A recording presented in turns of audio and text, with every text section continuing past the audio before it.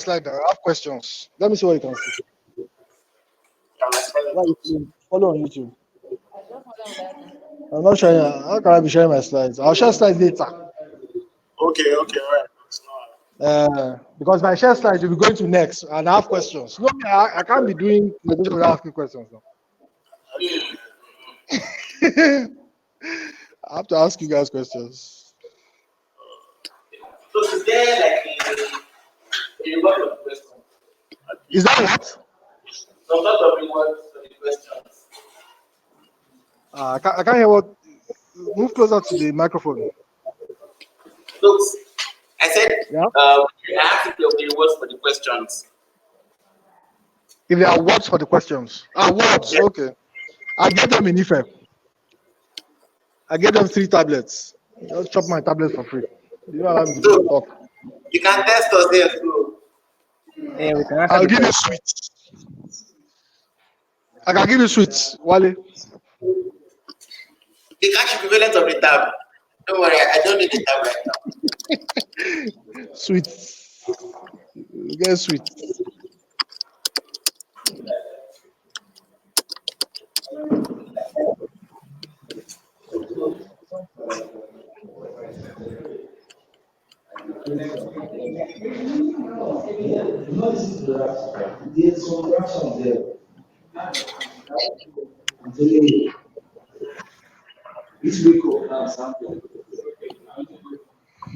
Let me know when I should start.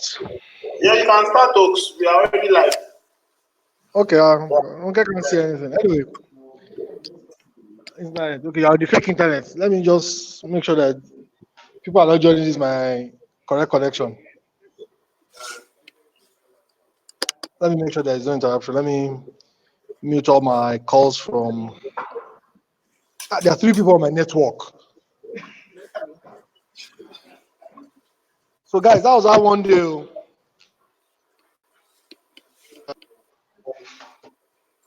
To connect to my hotspots. She started running one FBN query like that. She was selecting all of FBN's transactions. She ran the query first and second time. Then I noticed that I had 1 gig left. Then she just refreshed. I just noticed I had 11 meg left.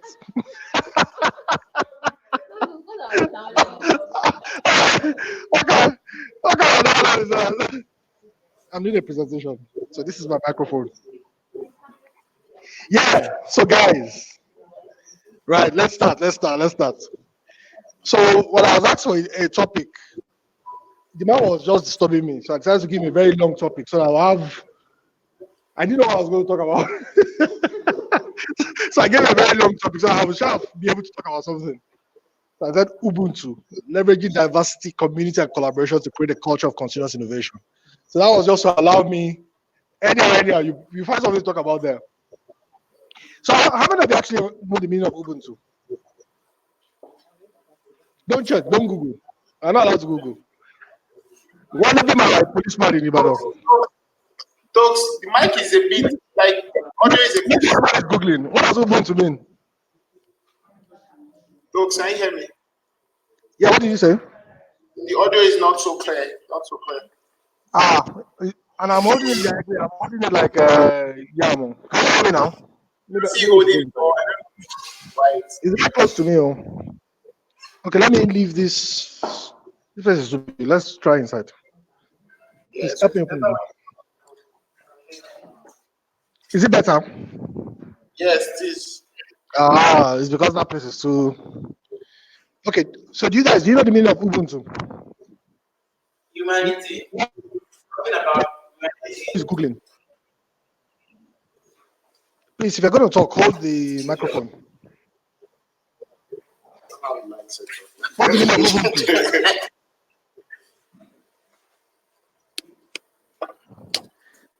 That's how you guys, you'll be using this operating system since you have never checked the meaning. Yeah. Any takers? Humanity. That's from Google. If I say humanity, it's Google.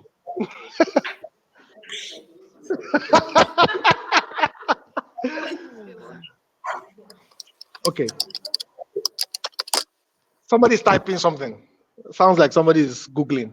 Okay, let me tell you my understanding of Ubuntu. So when I was doing my MBA, we did a leadership course. So in my research, I did over syllabus.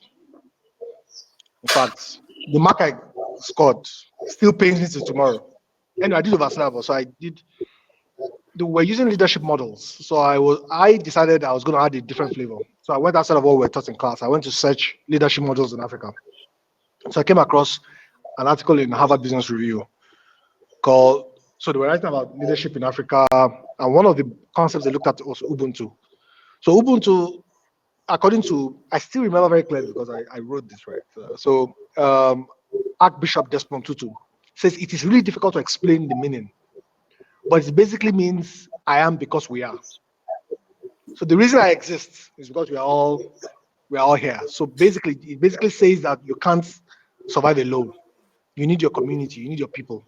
So we succeed together, and if anything happens, we are together. So that's essentially that's the spirit of it, and that's why it's so powerful and so strong in South Africa, and that's the guiding principle. That's why Nelson Mandela refused to prosecute white people, for example, told them to do reconciliation and all that, and all that, and all that, because it's about forgiveness, it's about progress.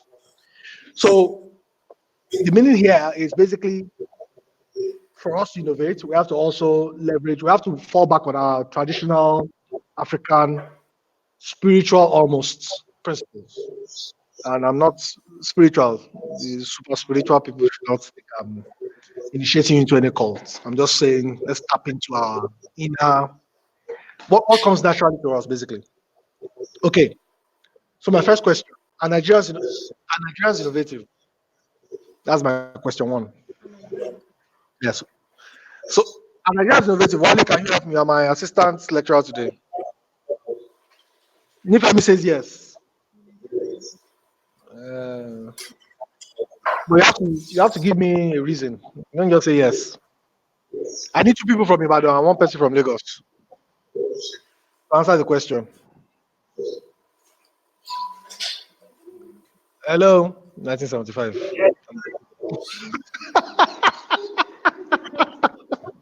Hello. So are Nigerians innovative?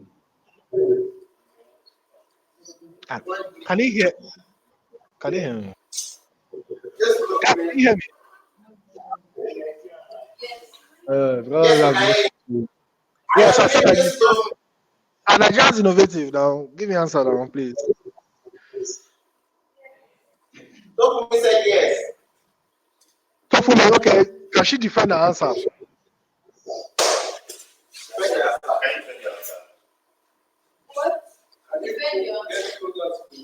Defend the answer.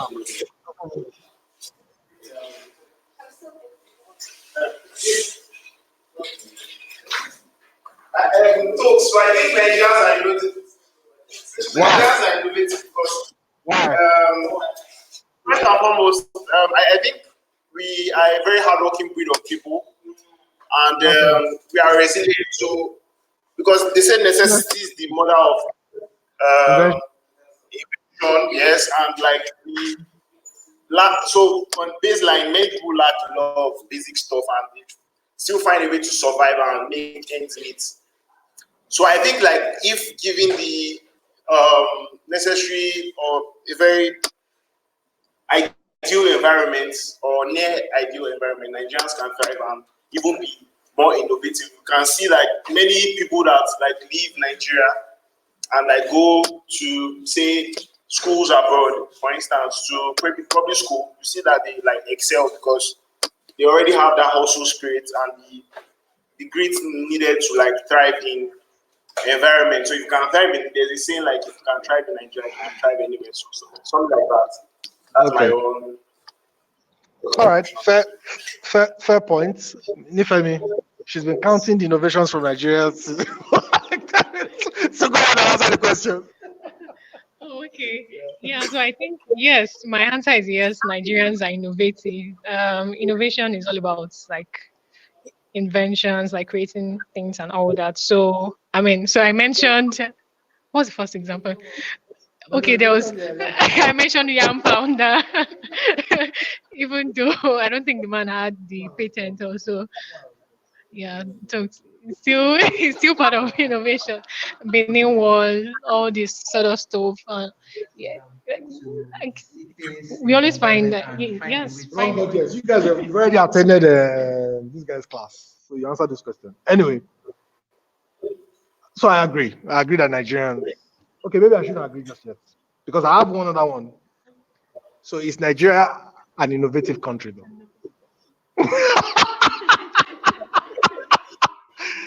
So John, is Nigeria an innovative country? Can you hear from your people? They're not answering me. Are you guys on mute? I don't know if you're on Nigeria, mute. I don't think Is the country innovative? and Nigerians innovate. Now this is Nigeria. The country is a country innovative. Okay, we've talked about the people, and you guys, I mean, you can give us examples, right? Yeah. And John said something about people going abroad. So the moment you're abroad, you're innovative. John, the urine generator. How many houses has the urine generator power?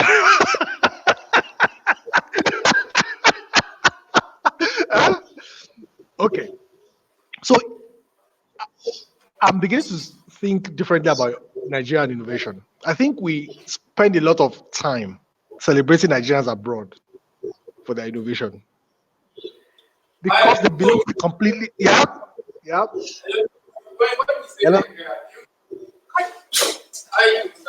If you want to talk, just hold the microphone stuff. Yeah, And can you hear me speak now? into it. So I can hear you. Yes.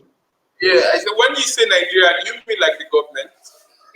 No. Nigeria is not the government now. It's the system. It's us, you, me, the government, inclusive, everybody, the entire system. Oh, okay. Okay. The system is not working. So the answer is Uh, yeah. Yeah, exactly. Because Nothing that helps you to grow that. yeah. Nice. That's exactly what I'm talking about. So a friend of mine, so after they caught these 80 or 78 Nigerian boys and girls, maybe, I don't know. There was no girl there, it was only boys, I mean. Stealing other people's credit card and email fraud and all those things. Fraudulent guys in the US. So one of my secondary school classmates started 80 Nigerian icons or something. So I don't comment on Facebook anymore because I think you waste a lot of time doing it. But I still go there to just read. So I now sent him a WhatsApp message. I said, most of these people you're talking about, are they really Nigerians? He now said, okay, define Nigerian. Define the Nigerian. So his argument was, okay, the Jews that grew up in the US, for example, they still call themselves Jews or Jewish Americans. I said, fine. I said, but I don't think you can link it to someone who was produced by a completely different system.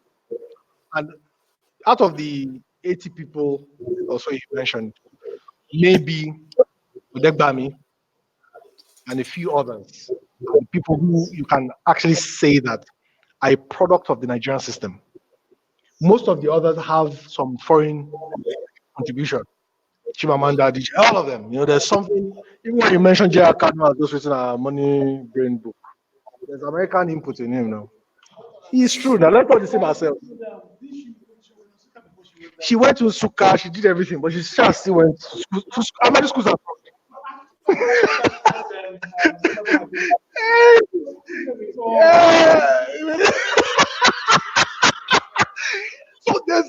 So I think so at that point. So he now said, okay, I should give him names. So incidentally, I was now in a bookshop. I was trying to buy books for my daughter in the UK. So on a particular shelf, there were there were 4 Nigerian names. Books by 4 Nigerian, like people of Nigerian origin. So I took all the books. I now sent a photo to him. I said, look, the people are not the problem. It's the system. the same country that produced the Chino Achebes of this world, the Revolutionary cars of this world. Oh, fine, they went abroad, studied, but they came back and lived most of their lives there. Why haven't we been able to consistently replicate and produce people like that? Even if all we're doing is literary icons. If you write a book in this country, say, if you look at all the hustles that Mr. Giancarlo is he's hustling to sell his book. You know? So that's it sticks to the system. Anyway, let's go on to the next slide. So you guys know this. It wasn't meant for you. So so what's this? So I'll still test. So what I'm about to share now is from an article that Jar and I wrote 2 years ago, I think it was.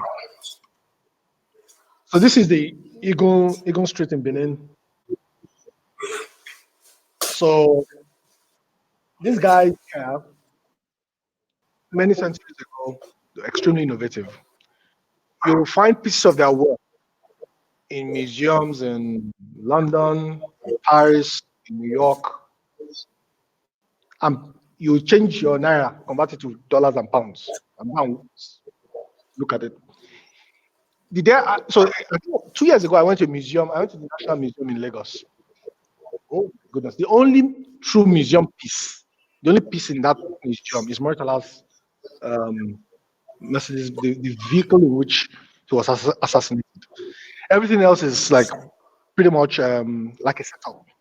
They'll talk about giving birth in so and so time, so you won't really find pieces.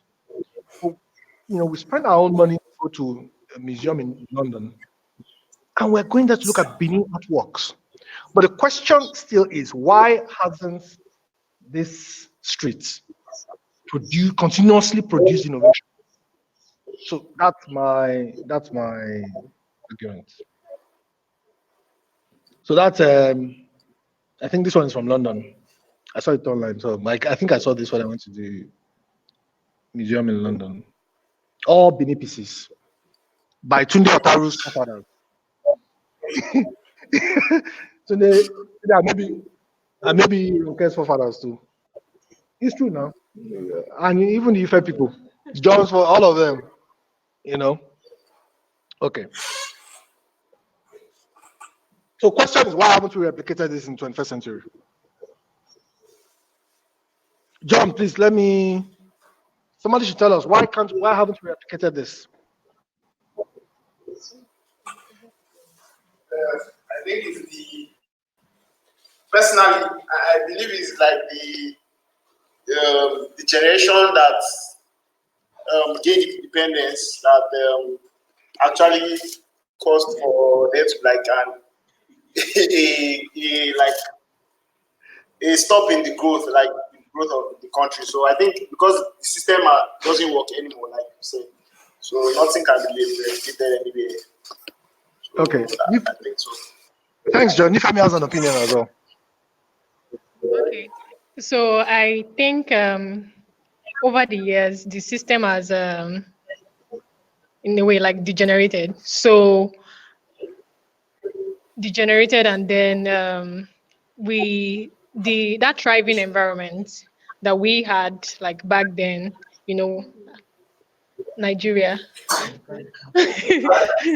No, that Nigeria had back then, for innovation and all that. Like we no longer have it as such, and then also because I also think we no longer appreciate in what do they call it? Is it ingenious or indigenous indigenous solutions, all those things and all. So now we celebrate, foreign things more. J-Lo. Yeah. Big icons over there. Yeah, so we've literally thrown out that innovative part of us, and then we just do copy and paste. So yeah, I think we focus on doing more of. We've removed focus from creating, and we've put focus on just getting things from outside and just using it as we see. So when there's no focus, when you are not thinking about creating, there's no way you create anything really. That's also what I think. So we're no longer creating. We're not users. The guy from Okay, thank you. So let me try. Okay. So one of the things about the Benin, the bronze workers in Benin, is first thing is you have to be a man. Yeah. So the knowledge is only transferred to men. You have to come from a specific family. And the last one is you have to swear an oath about that you not pass that knowledge to anyone else.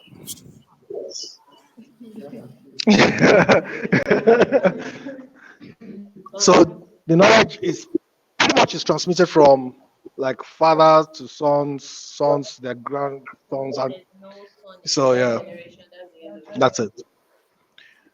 But if you compare this to like other other, let me see. Actually, I think I jumped one slide. Okay.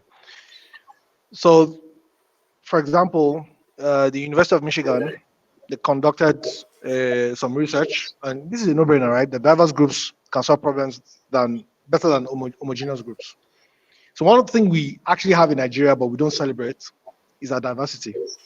I mean, when a country has like over maybe 500 tribes, 300 or something languages or something like that, why you should celebrate that? Because we're not like one people. We have people with different ideas.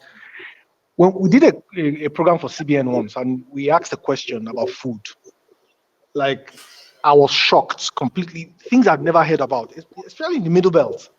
Lots of creative recipes, but you can't find if you go to Nigerian restaurants outside this country, it's the same jollof rice, fried rice, dodo, eba, amala. That you'll be seeing all those interesting recipes that we can actually tap into to create our own Nigerian yes people.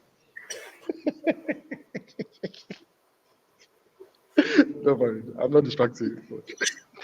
So we're not celebrating our diversity, the strength, we're not celebrating those things. We allow politicians to, you know, turn those things into like we weaponize our diversity instead of celebrating it. So again, so for example, in Google, they'll tell you look for ideas everywhere. Obviously, they keep their intellectual property secret, but the culture is still very open. They still share a lot of information internally, and that's how they're able to build innovation. All right, so that's one. So this was meant for the university, just to help them. So again, like our universities, naturally we put people from different parts of the country. So that's a great place to celebrate diversity. Um, like networks and also just viability, just making sure that the ideas are viable. So I've been thinking about this oath thing for a while, the fact that they swear allegiance or whatever. And I was actually thinking that maybe this is how our forefathers protected their intellectual property. They spiritualize it. The same, and we're doing exactly the same thing today. We spiritualize everything. Protect their intellectual property to tell to come and swear an oath before a god. And the fear of sharing that information keeps you from sharing. Unfortunately, it means that the knowledge will often die with the person, with those people. A friend of mine told me that his grandfather had a cure diabetes, but he didn't pass all the information on to his father. Yeah. So he said his father's brother knows some of the herbs and all that are used, but doesn't know everything. So unfortunately, that man's son now has diabetes, but the son's grandfather, according to my friend, he actually had a cure. I mean, would cure diabetes, but the knowledge, no structured way of documenting it in a way that it's still protected and all that. Anyway, some of the issues. Let me run. So I was basically talking about like my university, for example, universities abroad collaborate a lot with industry. They don't work in isolation. Um, so this is Crownfield, that our network enables us to identify possible project partners who can work together to address industry-wide issues. So they've got a collaboration with Rolls-Royce that's been going on for a long time. In Crownfield, they have an airstrip.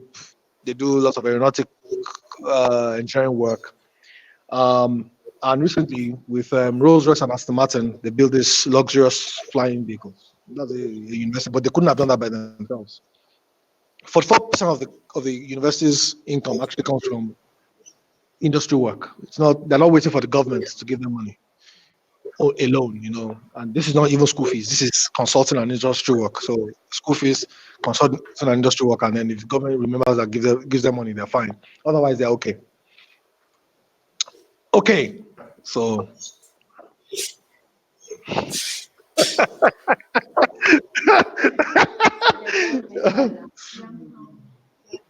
so yam powder, who designed it? No, the original professor something is the one now. Ibadan people, who designed the yam powder?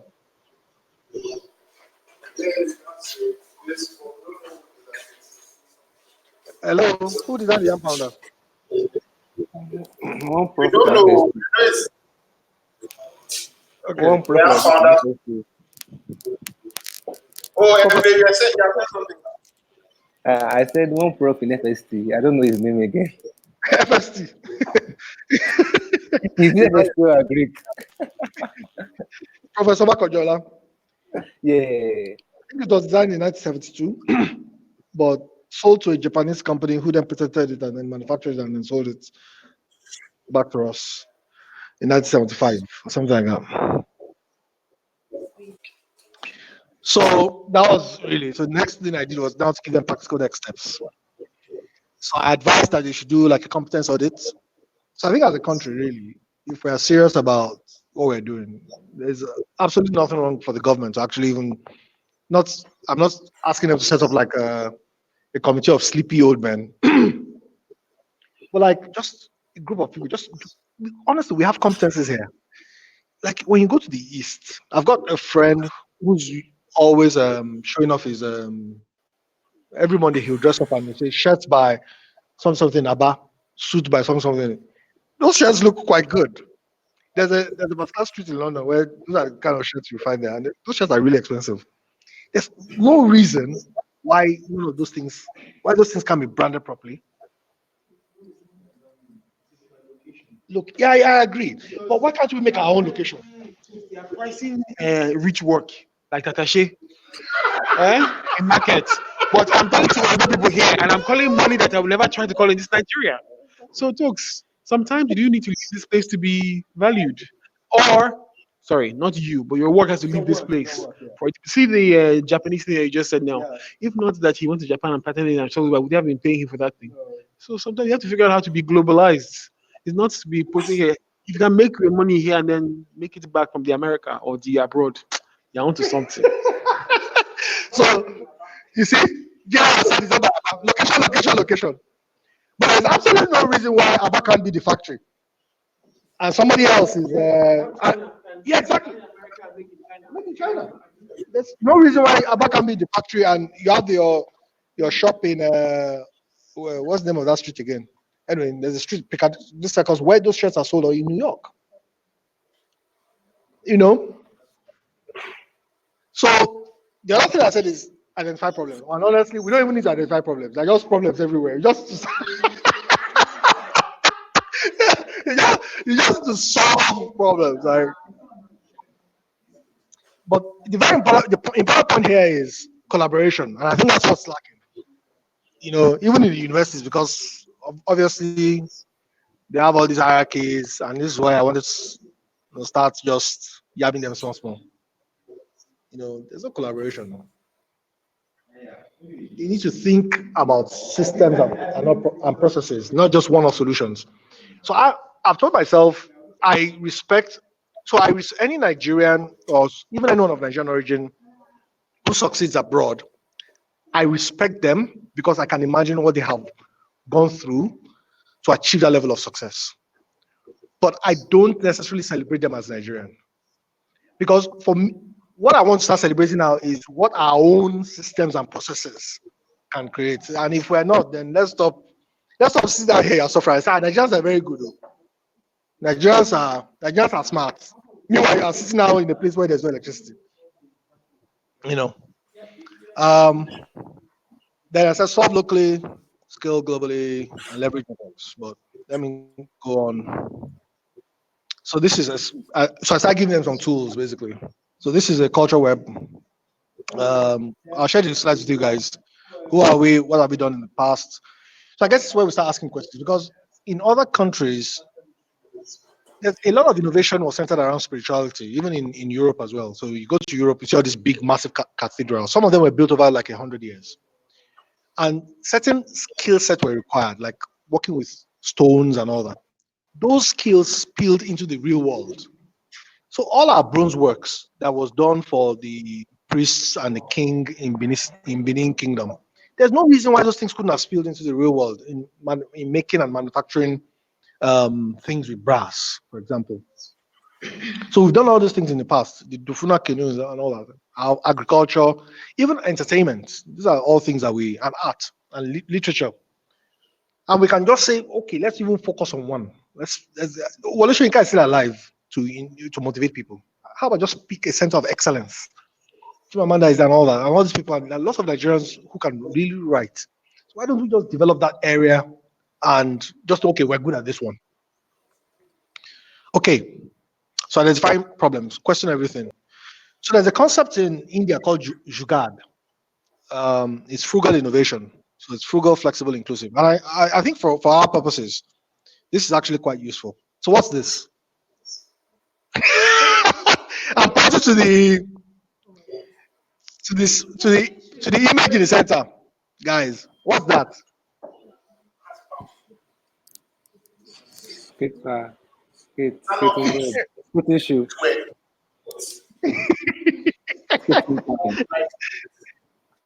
Oh, they have How tires much? on it. Not ours, look at it very well. Look. That's How much is that? Yeah. It's not your tires. Yeah, somebody just got still and all that. So in India, so one of the things India is beginning to like basically set themselves apart at is the ability to do things a lot cheaper that you find in the West. So 2 years ago, so I should have checked this before coming here. 2 years ago, they sent a rocket to space. They did it at I think a third or a fifth of what America did there. That they are great at doing things at a very, very low price. They will achieve. America can spend $1 million. They'll do that 200,000, and they will achieve exactly the same objective. So this is from India. So innovation that's frugal, that's flexible and inclusive. So what I want to basically maybe focus on a bit today. I'm focusing in just 2 minutes. Let's think about this when we're designing products for our market. We need to embrace the fact that this is a poor market. People are poor. We should stop copying America. Oh, Facebook works this way, so we need to. So we need to focus on frugality. We need to think cheap. No, not cheap. We need to think affordable. But that should force us to be innovative. It doesn't mean we should compromise on quality, but it should force us to be innovative and think differently. So today, when I shared the waste management solution, and today was asking, oh, can they pay electronically? So I thought today, don't think New Bodija, think better. The moment you think better, your electronic payments idea just disappears into. They don't have accounts. So it disappears. So we need to bring this. I think we should blow up this picture and keep it somewhere in our offices. So we always remind ourselves that our APIs need to have, this is basically putting these tires under the slippers. And it's going to skate exactly the same way. And if you Google Jugaad, when you go home, if you want to laugh, if you really want to laugh, weekend laughter, just Google this and click on images. You will see the most amazing pictures. Swing, toilets, you will see interesting things. Google it when you go home. Just entertain yourselves with sugar. And there's a center now in I think is it either in Denmark. I think it's in Denmark, where they're collaborating with the Indian government or with companies in India to bring some of the lessons learned when that bringing it to the West, because they realize that when Westerners are thinking of solving a problem, they don't think in cents, they think in dollars. But Indians will think in cents. Sometimes the problem in Nigeria is when we are thinking of solving problems, we forget that we are poor. So we're also thinking in dollars. So we can't compete. We can't solve problems that, for example. And a really good example, I was speaking to the guys at African Development Bank last week. Good example they cited, Andela has gone with Indians in America. When I was in Congo and we were hiring Andela engineers, hiring Indian engineers, they never sent me one CV before. And they'll tell me that person is junior. All their engineers, they'll call them senior. And you interview these engineers, you know this guy doesn't know anything. But they'll market the guy as senior. I mean, okay, I'm not saying that's obviously unethical.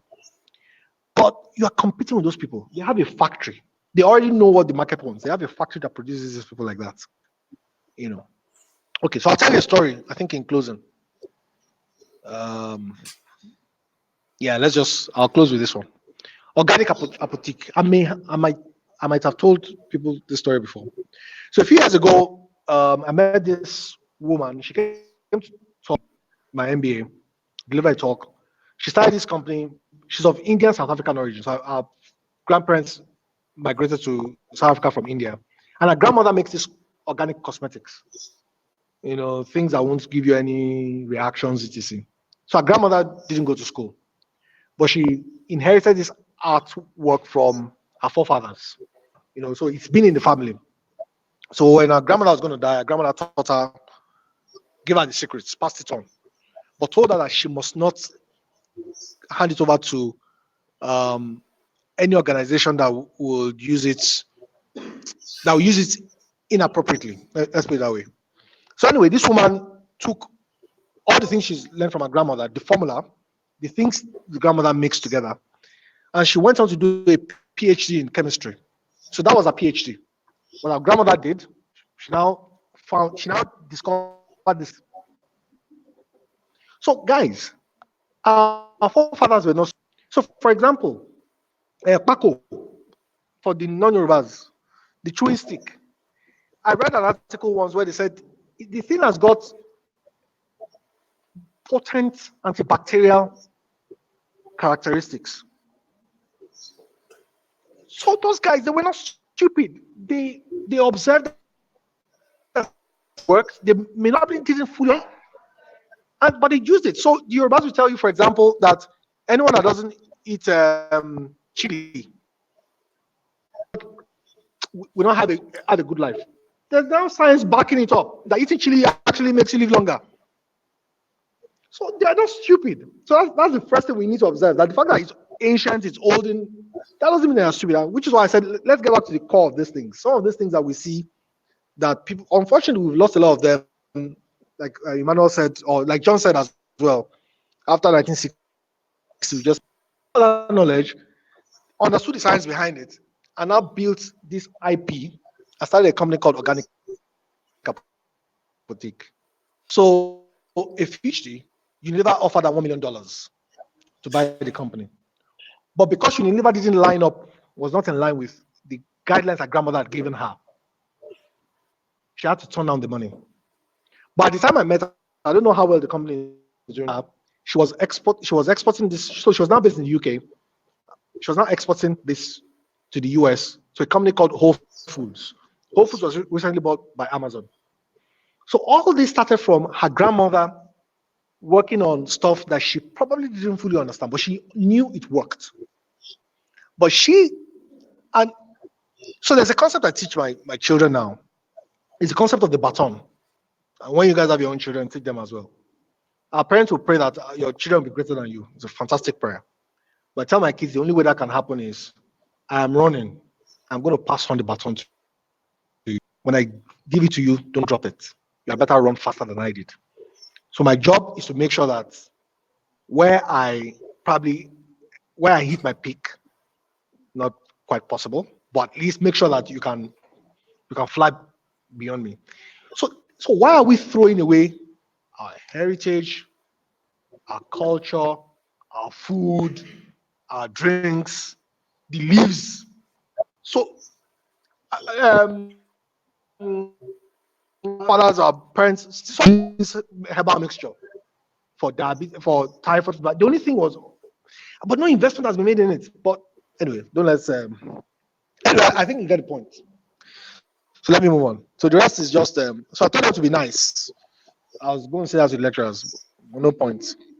Again, processes and systems. So not one off, but how do we convert in a systematic manner, conscience, even in the present, some of these cultural things, some of these things that we know kind of we know it works, but we don't know why. Our food. Imagine going around Nigeria and document all the recipes and all that, and go and start a restaurant in the UK and call it African cuisine, and you're not selling jollof fries and all that. That's was it Jamie Oliver or who, one of these chefs has been traveling around the world looking for ingredients, looking for recipes, and he's going to take it back. None of them is coming to Nigeria. The things we don't value. Look at the process, the same process. Look at the process of making amala, for example. Even pounded yam. How did they discover that if there was no brain? Of taking raw yam and converting it into this pounded yam, and even the leaves, the way the leaves will add flavor to that pounded yam. And all that. Look at all those things. So there's sense, I think, in a lot of those things. So, guys, bore you with the university specific stuff, but I want to leave you with the story of an organic apothec, and I want to ask you to go and still alive and ask them if there's any secrets in the family. Who knows? I may be talking to the next billionaire here if you're able to convert it to something. Thank you.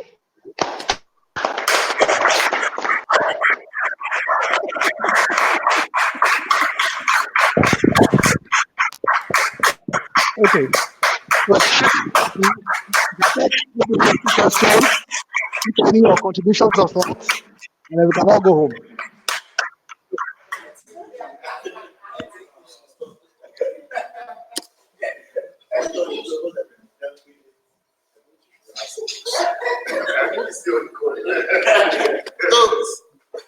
Yeah.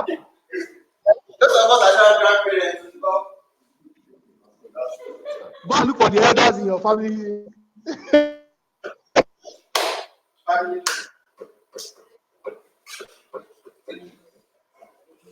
Any question? Sometimes you observe all these people. Yes, there's something they eat. Doesn't to have that question, that inquisitive spirit.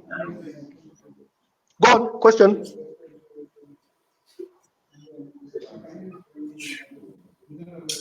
Any questions? I think we want to go home. All right, no questions on this side of the fence as well.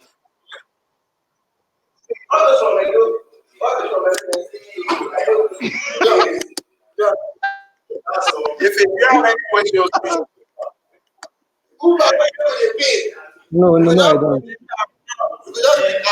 right, folks. Okay, let me give you some interesting thoughts that crossed my mind. I remember growing up watching Yoruba movies, right? And the babalawo or someone will call somebody. They'll be looking at. Don't we have a reality now? Why? Why answer babalawo converted that thing to a scalable technology that everybody can use? Now it's new. Kanye has left to go and work on the Yoruba movie. A lot. Oh no, they said the person is going. This guy. Haven't they used it? Honestly, a lot of the things that are seen today, they were things that appeared in movies in the 80s, where people just came up with things. I mean, look at Robocop, for example. Are we not seeing robots now that are doing all these things?